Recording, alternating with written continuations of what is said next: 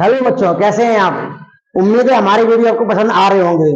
और इसी तरह मैं लगातार आपको वीडियो दे रहा हूँ। पिछली वीडियो में मैंने पार्ट 1 में 10 क्रियाएं बैक टू बैक दी थी। अब आपको उसी के आगे 11 और क्रियाएं दूंगा। तो हमारे चैनल को सब्सक्राइब कीजिए और मेरे वीडियो को पूरा देखिए। मैं आपको बाकी की बची हुई सारी की सारी मोस्ट क्रियाएं जो कक्षा 12 के लिए मोस्ट है वो आपको दूंगा। हमारे चैनल को देखिए और पूरा का पूरा हमारे चैनल को वॉच कीजिए। हम बहुत सारी क्रियाएं मिलेंगे, आपके जरूरी है। फिलहाल हम स्टार्ट करते हैं। Ready to move. हम है यहाँ,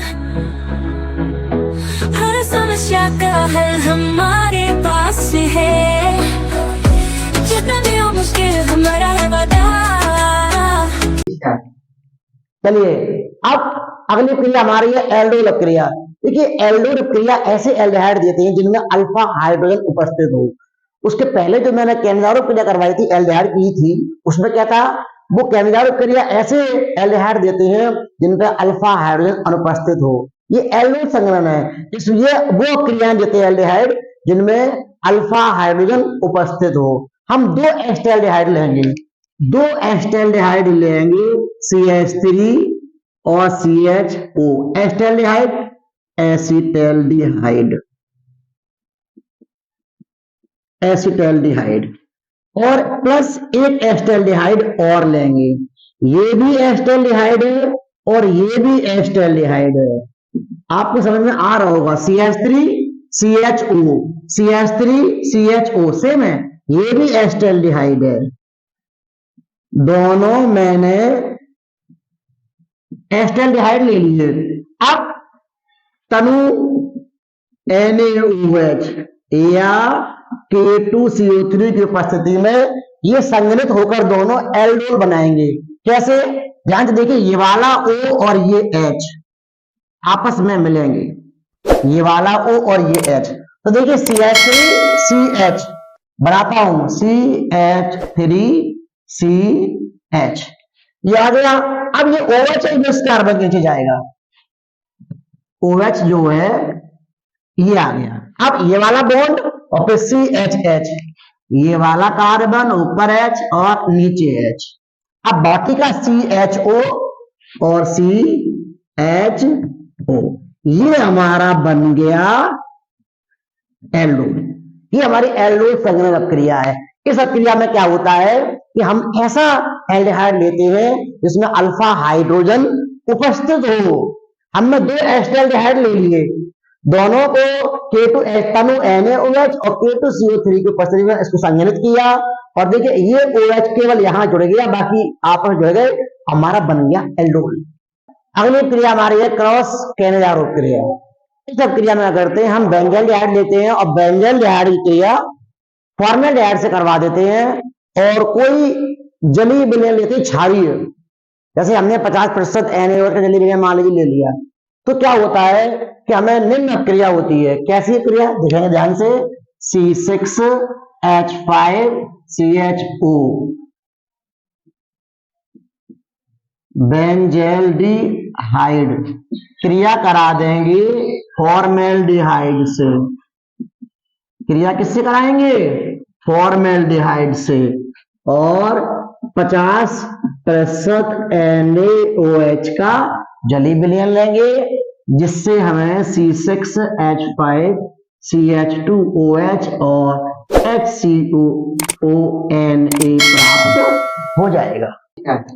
पर्किन क्रिया, पर्किन क्रिया में क्या होता है, अल्फा हाइड्रोजन युक्त कार्बोक्सिलिक अम्ल का सोडियम लवण लेते हैं और कोई एनहाइड्राइड लेते हैं और दोनों को हम गर्म करते हैं, जिससे हमें बेंजल्डिहाइड अल्फा बीटा असंतृप्त अम्ल प्राप्त होता है।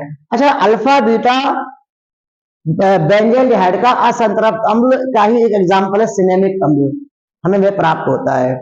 अल्फा बीटा बारे में जानते होंगे कि किसी भी कार्बन श्रृंखला में जो क्रियात्मक समूह के पास वाला कार्बन होता है उसे हम अल्फा कार्बन कहते हैं। उसमें जितने भी जुड़े होते हैं हाइड्रोजन, सारे के सारे अल्फा हाइड्रोजन होते हैं। उसकी जस्ट बाद वाला कार्बन जो होता है उसे कहते हैं बीटा कार्बन, और उस कार्बन से जितने भी हाइड्रोजन जुड़े होते हैं वो हमारे हुए होते हैं क्या, बीटा हाइड्रोजन। अब आपको हम क्रिया करके दिखा रहे हैं पर्किन क्रिया। हमने क्या किया, C6H5CHO, हमने ले लिया बेंजेल्डिहाइड। हमने क्या लिया? बेंजेल्डिहाइड। क्रिया किससे कराएंगे? किसी एनहाइड्राइड से, CH3CO, ये एनहाइड्राइड है, इसकी क्रिया कराएंगे हम। तो अब यहां तापमान रखेंगे 453 केल्विन। हमें प्राप्त होगा C6H5CH डबल बॉन्ड, फिर यहां पर CH और COOH। अब ये क्रियात्मक समूह है कार्बोक्सिलिक अम्ल। इस कार्बोक्सिलिक अम्ल के पास वाला कार्बन कहलाता है अल्फा कार्बन, और इस कार्बन से जो हाइड्रोजन जुड़ा हुआ है ये अल्फा हाइड्रोजन। इसी प्रकार से ये वाला कार्बन कहलाएगा बीटा हाइड्रोजन, इसके पास वाला जो हाइड्रोजन है वो कहलाएगा हमारा बीटा हाइड्रोजन, और जो हमें प्राप्त होगा ये हमारा होगा सिनेमिक अम्ल। और CH3COOH एस्टिक अम्ल हमें और अपक्षय में प्राप्त होगा। ये परकिन अपक्रिया है। चलिए अगली क्रिया हेल्महोल्ट्ज जेलिंस्की HBZ क्रिया। इस क्रिया में क्या होता है? कार्बोक्सिलिक अम्ल का अल्फा हाइड्रोजन का विस्थापन किसी हेलोजन परमाणु द्वारा होता है, और ये क्रिया 3-4 पद में जाती है जब तक पूरे हाइड्रोजन परमाणु हेलोजन द्वारा विस्थापित ना हो जाए। कैसे देखेंगे?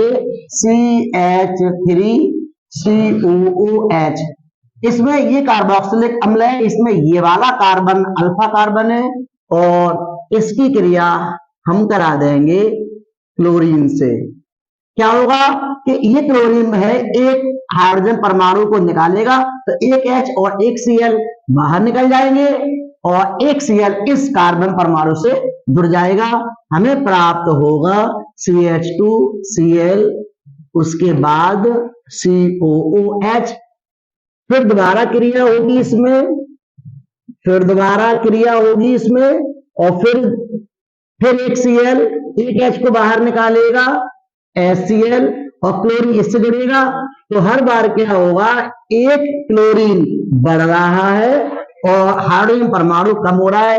फिर क्रिया होगी इसमें, फिर एक H और एक Cl बाहर निकलेगा, यहाँ पर एक HCl बाहर फिर निकलेगा, और अंत तक आते आते सारे के सारे हाइड्रोजन परमाणु खत्म हो जाएंगे और क्लोरीन परमाणु हो जाएंगे। तो ये हमारा बना ट्राई क्लोरो एसिटिक अम्ल, HBZ क्रिया। क्या हुआ? इसमें कार्बोक्सिलिक अम्ल में कोई भी अल्फा कार्बन से हाइड्रोजन का विस्थापन होता है किसी हेलोजन परमाणु द्वारा। लिखा है वह क्रिया जिसमें कार्बोक्सिलिक अम्ल के अल्फा कार्बन का हाइड्रोजन का क्या होता है? विस्थापन होता है लाल फास्फोरस की उपस्थिति में, रेड फास्फोरस की उपस्थिति में क्रिया होती है। इससे क्या होता है? हर बार HCl बाहर निकलता है और क्लोरीन परमाणु उसमें जुड़ते चले जाते हैं।